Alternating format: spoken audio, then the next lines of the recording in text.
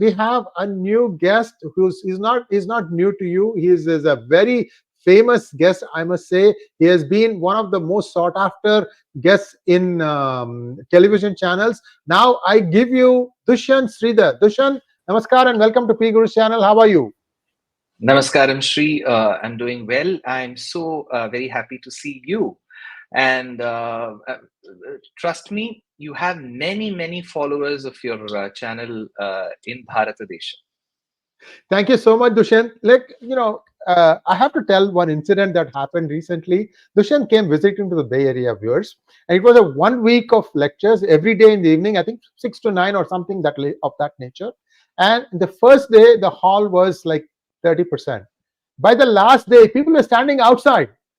That is the kind of draw that Dushyanth Sridhar was having in his Kalakshepam. I don't know what you call it, Harikatha. I don't know. I'm not getting the right word. You can explain what you do when you come visiting to US. You've been a regular in the United States. What I was really pleased about, Dushyanth, was not my generation, but the younger generation. They have taken a huge liking to you, and you are turning people back towards the path of Dharma. Talk to us a little bit about your experiences, touring United States, and how many people come to listen to you. Over to you, Dushyanth. Okay, Sree, when it concerns with the philosophy that Bharatadesham and our great acharyas, our preceptors have been propagating, to us, all these demarcations that we see as countries and continents is all imaginary. And we are all one family, because we say Vasu in Sanskritam means wealth. Vasudha means earth, because it gives us different forms of wealth. And Kutumbakam in Sanskritam means family. So Vasudha eva Kutumbakam. We on earth, we are one family. So as a true Bharatiya, as an Indian citizen, I will pray and desire for only good things to happen for the US, for any other country for that matter. So my experience with respect to the United States, I've been to about 42 cities across the US in the last 10 years, maybe about 100 or 200 lectures as of now, all of them in English, unlike some of the lectures way back in Bharatadesham where I give it in my mother tongue Tamil. So all my lectures are in English. I used to be a bit apprehensive because the accent, the English accent that most of the Gen Z and the millennials speak in the US is quite different from the Indian accent that I speak.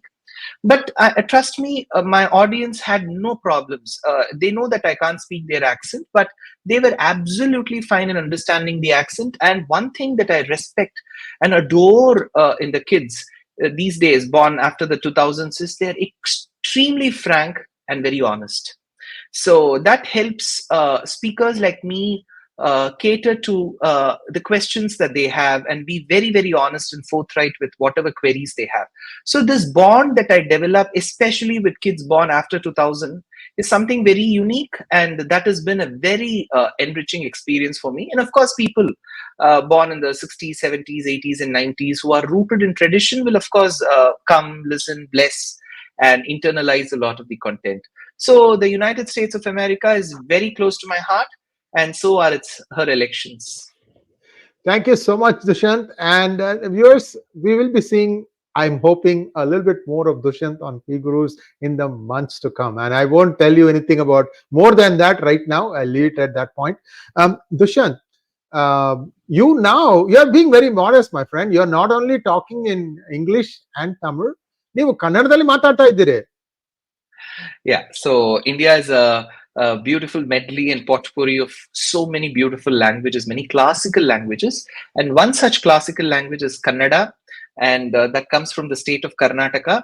And I was born in its very Rajdhani called Bengaluru, which once used to be a small town, now absolutely cramped for space with 1.86 crores, 28 million is the population of Bangalore. So I'm very proud to be a Tamil-speaking Bangalorean living in the beautiful country called Bharata. And yes, Sree, to your question as to being a polyglot, it does help because I've had a unique liking for learning languages. And so Kannada is that way no way alien to me. But I'm not sure if I can give full-fledged discourses. I can always attempt.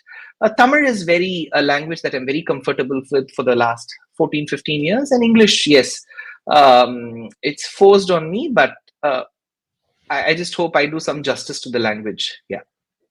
And viewers, Dushyanth was an IT man once upon a time, just like you and I. I mean, many of us are IT people.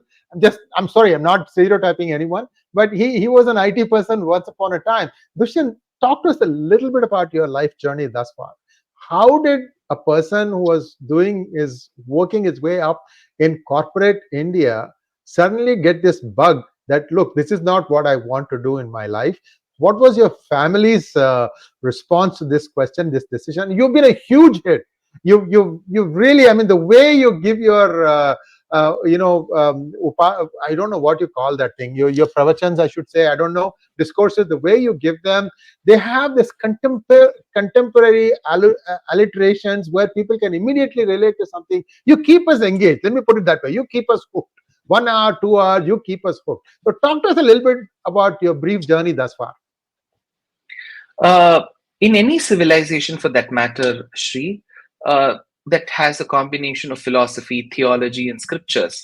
And if I have to be concerned about which civilization and religion I belong to, which is Hinduism, also known as Sanatana Dharma, the scriptures that we have bequeathed, be it the Ramayana, Mahabharata, the Puranas like Vishnu Purana, Bhagavatam, and all the esoteric works of various acharyas, they've been laced, smeared with simple devotion, sincere devotion.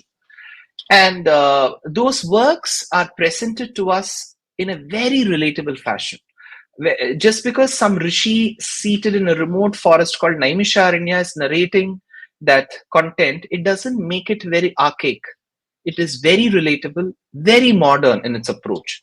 Just that as a speaker, I have the additional responsibility of making it lingo-wise very relatable. The content is relatable, but how do I make it relatable? So when I look at the Gen Z in the US or probably in India, they are hooked to Never Have I Ever. So, I have to bring some characters. I love that series. I love that series. Go ahead. So, I have to bring in some characters, immediately, the eyes and the brows of those children who are listening go up and they think this man is after all not that bad. He seems contemporary. So I honestly feel it's a big responsibility on us to relate to that generation. We cannot discard that generation stating that, oh, I won't give these references, I won't give those references. Nothing is a taboo.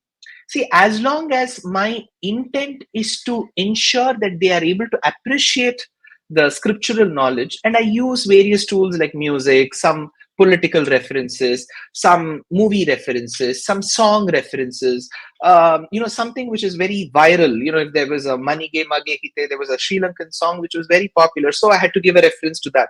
And if the Squid Game is working really well with the youngsters, I need to give references from the Squid Game. So whatever takes from my side to ensure that knowledge goes to them, I will do. And I've been doing that, absolutely not concerned about what kind of criticisms I have to face. There will be one set of people who say, just say what is there in the book. That may work only for 1 out of 10. If I have to work for 7 out of 10, I have to use different methods. That's what I've been doing.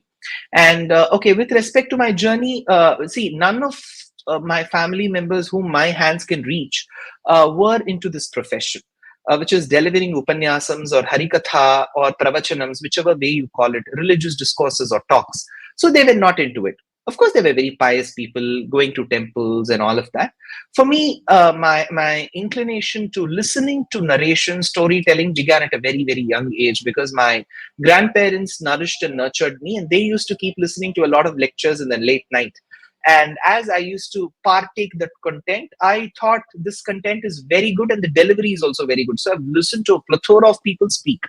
So over a period of time, I too developed this penchant for public speaking, and then I started learning scriptures, which we call grantham in Sanatana Dharma, very esoteric, very revered scriptures from various acharyas. I learned Sri Bhashyam from Karunakaracharya Swami, Gita Bhashyam from Srivatsangacharya Swami, 𝗤𝙑 𝗫𝘀𝑆 and Bhagavad Vishayam from Saumyanarayana Swami and Saranathacharya Swami. Then I learned 𝗤𝗏 𝗫𝗀𝘆, a third Tamil work of Tirumangai Alvar under the 45th pontiff of Sree 𝗤𝗏𝗍, and 𝗫𝙯𝑒𝑑ushaṇi from the Padma Bhushan awardee NSR Swami. So all these acharyas, they were extremely well learned. Some of them, they've received the highest awards in Bharatadesham, and they were known for their deep, in-depth knowledge. And they were extremely benevolent and found me fit to, at least take a part of whatever knowledge that they have. So that way, that journey was very resourceful. And coming to my days in engineering in BITS Pilani, we call it the Birla Institute of Technology and Science, Pilani in Rajasthan, and then followed by my fellowship at the Indian Institute of Science, Bangalore, which used to be called the Tata Institute. Both these institutions were extremely resourceful. They molded me as a person to think very analytically. And interestingly, I gave my lectures, my discourses, my religious discourses in the very campus of BITS Pilani. So that management was very encouraging of that aspect as well. And I worked with the Tatas till about 2016 into market research and strategy, extremely a fulfilling job. I didn't relinquish my corporate because I did not find value in it. No, I found value. It was very good to move with friends, understand their perspectives. But the only thing was I was already a full-time speaker as well. And I used to conduct heritage tours. So all this demanded time from me. And I couldn't devote sincere time for both. And since I didn't have any inclination to be a politician, I thought I have to be sincere to my job, and I had to call my corporate career quits and take this up full time. So this gives me ample time to concentrate on writing, speaking, taking people on tours, and doing dance productions, running a small charitable trust. So all these things happen because I'm off from a full-time corporate job. But the corporate job was extremely enriching because, you get to meet people day in and day out. You understand their different perspectives. Some may believe in God, some may not believe, some may be in between. And you know how to deal and, move with everyone. You respect their sentiments, you respect their opinion, and you can still navigate through that beautiful journey by respecting everyone's thought. That's what Sanatana Dharma is all about, and that's what corporate career taught me. Thank you so much, Dushyanth. Very succinctly put. How much time do you have, my friend? Sometime, 10-15 minutes. Because there are a few questions for you from our viewers. I would just like to address those questions for you. Let me just go through. Let's see. There was one thing about when are you going to come out with a series on Ramayana 2? Okay, so Ramayanam 1 was authored for the HarperCollins, and it was released on the 22nd of June this year. And we are done with about 4-5 months of its release, and we have sold about 35,000 plus copies. And the Tamil, the Telugu, and the Hindi translation is going to come up in a month's time. And then the Audible book is also going to come sometime. So the audiobook is going to come in about 2-3 months' time. So it's doing well. I'm not a full-time author. So, I've realized that I'm not a born innate ability to write as well. Writing is very important for me, so I've taken up this. But I think June 2026 is when the volume 2 is going to come up. Thank you so much. And viewers, you may not know this or you may know this. Dushyanth Sridhar is a filmmaker. He is an actor. He has actually directed an all Sanskritam movie. If I remember, it's called Shakuntalam. Am I right? Yes. So there are many facets to this amazing genius here, and we are going to get more from him. We are going to see more of him on PGurus channel. I'm making this statement without asking his permission, but he has always obliged me whenever I requested him. So I guarantee you there's going to be more interaction. So thank you so much, Dushyanth Sridhar. And we have a few more questions from our viewers. Feel free to stay or you can leave. I mean, I leave it to you. And I know you have, where are you? Are you at home or some other place? No, I'm in Chennai, so I'm a Bangalorean, but Yeah. I live in Bangalore, but I'm in Chennai today because I had a lecture, and then I'm giving lectures in Muscat and Bahrain tomorrow and the day after. So in the midnight, I've got a flight to catch. Oh wow, wonderful, wonderful. Safe travels, my friend. And viewers, may his tribe increase. Dushyanth, this is an incredible job. I've seen it. I mean, I can't say enough good things about you, my friend. Very, very beautiful that you took.